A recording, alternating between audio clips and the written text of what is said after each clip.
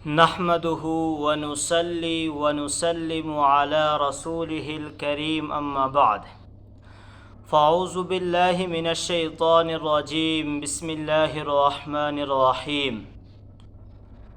میرے معزز سامعین کرام، آج کل اکثر لوگوں کو دیکھا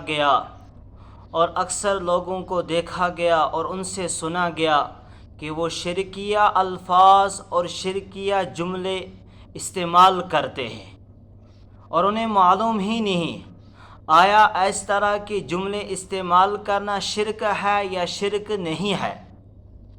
اور جناب محمد عربی صلی اللہ علیہ وسلم کا ارشاد گرامی ہے، اکبر الکبائر الاشراک باللہ، کبیرہ گناہوں میں سے سب سے زیادہ بڑا گناہ جو ہے وہ اللہ رب ذوالجلال کے ساتھ شرک قرار دینا ہے، وہ اللہ کے ساتھ کسی اور کو ساجی قرار دینا ہے۔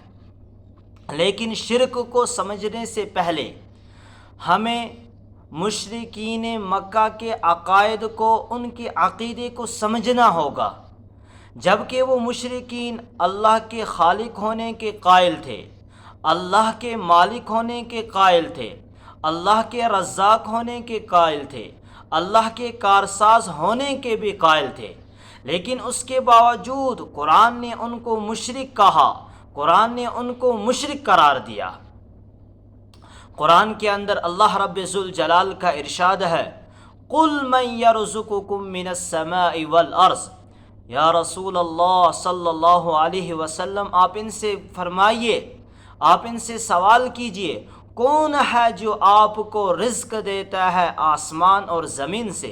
فَسَيَقُولُونَ اللَّهُ، بس وہ کہیں گے ہمیں اللہ رزق دیتا ہے۔ أَمَّن يَمْلِكُ السَّمْعَ وَالْأَبْصَارَ، کون ہے جس نے تم کو کان عطا کیے؟ کون ہے جس نے تم کو آنکھیں عطا کی؟ یعنی وہ کون ہے جس نے تم کو قوت باصرہ اور قوت سامع عطا فرمائی؟ فَسَيَقُولُونَ اللَّهُ، بس وہ کہیں گے اللہ نے ہم کو عطا کی ہے۔ وَمَن يُخْرِجُ الْحَيَّ مِنَ الْمَيِّتِ وَيُخْرِجُ الْمَيِّتَ مِنَ الْحَيِّ، کون ہے جو زندے کو نکالتا ہے مردار سے اور مردار کو نکالتا ہے زندے سے؟ یعنی ایک حقیر چیز، یعنی منی سے اللہ رب ذوالجلال نے انسان کو پیدا کیا، اور ایک مردہ چیز یعنی انڈا، اس سے جیتا جاگتا چوزا نکالتا ہے، اور مرغی کے اس سے ایک بے جان چیز یعنی انڈے کو نکالتا ہے۔ فَسَيَقُولُونَ اللَّهُ، یہ سب کچھ اللہ کرنے والا ہے۔ وَمَن يُدَبِّرُ الْأَمْرَ، اور کون ہے جو معاملے کی تدبیر کرنے والا ہے؟ آسمان کی بلندیوں تک اور زمین کی پستی تک جو کچھ زمین میں ہونے والا ہے، یہ سب کچھ کون کرنے والا ہے؟ ان کی تدابیر کون کرنے والا ہے؟ فَسَيَقُولُونَ اللَّهُ، بس وہ کہیں گے یہ سب کچھ کرنے والا اللہ ہے۔ تو معلوم چلا مشرکین مکہ اللہ کے خالق ہونے کے بھی قائل تھے، اللہ کے رزاق ہونے کے بھی قائل تھے، اللہ کے کارساز ہونے کے بھی قائل تھے، اور اللہ کے مالک ہونے کے بھی قائل تھے، لیکن اس کے باوجود قرآن ان سے فرما رہا ہے، قُلْ أَفَلَا تَتَّقُونَ، پھر تم اللہ سے ڈرتے کیوں نہیں ہو؟ پھر تم اللہ کی صفات میں شریک کیوں قرار دیتے ہو؟ پھر تم اللہ کا ساجی کیوں قرار دیتے ہو؟ اور قرآن نے ان کے شرک کی مذمت بیان فرمائی، وَيَعْبُدُونَ مِن دُونِ اللَّهِ مَا لَا يَضُرُّهُمْ وَلَا يَنْفَعُهُمْ وَيَقُولُونَ هَؤُلَاءِ شُفَعَاؤُنَا عِندَ اللَّهِ قُلْ أَتُنَبِّئُونَ اللَّهَ بِمَا لَا يَعْلَمُ فِي السَّمَاوَاتِ وَلَا فِي الْأَرْضِ سُبْحَانَهُ وَتَعَالَى عَمَّا يُشْرِكُونَ، جن کی یہ عبادت کرتے ہیں معبودان باطلہ کی، اللہ کو چھوڑ کر، اور ان کی پوجا کرتے ہیں، نہ وہ ان کو نقصان پہنچا سکتے ہیں نہ نفع پہنچا سکتے ہیں۔ لیکن جب نفع اور نقصان نہیں پہنچا سکتے تو پھر ان کی عبادت کیوں کرتے ہیں؟ تاکہ یہ اللہ کے یہاں ہماری سفارش کرے، تاکہ یہ اللہ کے یہاں ہمارا کام کر دے۔ اور قرآن نے آگے فرمایا، اے نبی آپ ان سے فرما دیجئے، کیا تم اللہ کو خبر دیتے ہو ان چیزوں کی کہ اللہ کو خبر نہیں ہے جو آسمان اور زمین میں ہے؟ سبحانہ وتعالی عما یشرکون، اللہ پاک ہے اور بلند و بالا ہے جن کو تم اللہ رب ذوالجلال کے ساتھ شرک قرار دیتے ہو۔ قرآن نے ایک اور جگہ فرمایا ما نعبدہم الا لیقربونا الی اللہ زلفا، یہ معبودان باطلہ کی جو عبادت کرتے ہیں وہ اس لیے کرتے ہیں تاکہ وہ ہمیں اللہ کے قریب کر دے، تاکہ وہ اللہ کے یہاں ہماری سفارش کرے۔ لیکن قرآن نے فرمایا والذین تدعون من دونہ ما یملکون من قطمیر، جن کو تم پکارتے ہو اللہ کو چھوڑ کر، جن کی تم پوجا کرتے ہو اللہ کے علاوہ، وہ تو کھجور کی گٹھلی کے چھلکے کے بھی مالک نہیں ہے، انہیں یہ اختیار نہیں ہے، تو پھر وہ کہاں سے آپ کی مراد کو پورا کر سکتے ہیں؟ پھر وہ کہاں سے آپ کی مشکل کو دور کر سکتے ہیں؟ پھر وہ کہاں سے آپ کی حاجت کو پورا کر سکتے ہیں؟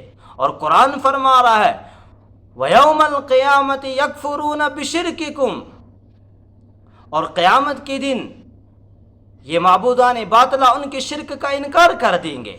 لہذا معلوم چلا کہ شرک جو آج ہم شرک کرتے ہیں اور ہمیں معلوم ہی نہیں ہوتا ہے کہ ہم شرکیہ الفاظ بولتے ہیں۔ ایک حدیث سناؤں کہ جناب محمد عربی صلی اللہ علیہ وسلم کی خدمت میں ایک صحابی حاضر ہوئے اور انہوں نے کہا ما شاء اللہ وشیت یا رسول اللہ، جو اللہ چاہے اور جو آپ چاہے اللہ کے رسول صلی اللہ علیہ وسلم۔ اللہ کے نبی صلی اللہ علیہ وسلم نے منع فرمایا، کہا اس طرح کے جملے اور اس طرح کے الفاظ استعمال مت کرو، اجعلتنی للہ ندن، اس طرح کے جملے اور الفاظ استعمال کر کے کیا تو نے مجھے اللہ کا ساجی قرار دیا، کیا اللہ کا شریک قرار دیا؟ بل قل ما شاء اللہ وحدہ، بلکہ کہہ کہ جو اللہ تنہا چاہے۔ لہذا معلوم چلا کہ اس طرح کے آج الفاظ ہم بولتے ہیں، جا اللہ اور اللہ کے رسول کے حوالے، جا فلاں بزرگ کے حوالے، جو اللہ اور اللہ کا رسول چاہے گا، جو فلاں بزرگ چاہے گا، یا جو فلاں زیارت والا چاہے گا، یہ سب کچھ شرکیہ الفاظ ہے اور ان سے ہمیں منع کیا گیا ہے۔ اور زیادہ بتاؤں کہ مشرکین اور یہ جو منافقین ہیں یہ مومنین کو ایذا دیتے تھے، مومنین کو تکلیف دیتے تھے۔ اب مومنین میں سے کسی نے کہا ہم اس کی جا کر فریاد کریں گے جناب محمد عربی صلی اللہ علیہ وسلم کے پاس، تو اللہ کے نبی صلی اللہ علیہ وسلم نے اس وقت کہا فریاد مجھ سے نہیں کی جاتی ہے، فریاد اللہ سے کی جاتی ہے، فریاد کو سننے والا اللہ ہے اور فریاد اللہ ہی سے کی جائے گی۔ لہذا معلوم چلا آج جو ہم اس طرح کے الفاظ استعمال کرتے ہیں اور ہمیں معلوم ہی نہیں ہوتا ہے آیا یہ الفاظ شرک ہے یا شرک نہیں ہے، لہذا ہر ایسا لفظ چاہے اس میں شرک اکبر ہو یا شرک اصغر ہو یا شرک جلی ہو یا شرک خفی ہو، ہر ایسے الفاظ سے، ہر ایسے جملے سے ہمیں احتراز کرنا چاہیے اور شرک سے بچنا چاہیے۔ اللہ تعالی عمل کی توفیق عطا فرمائے۔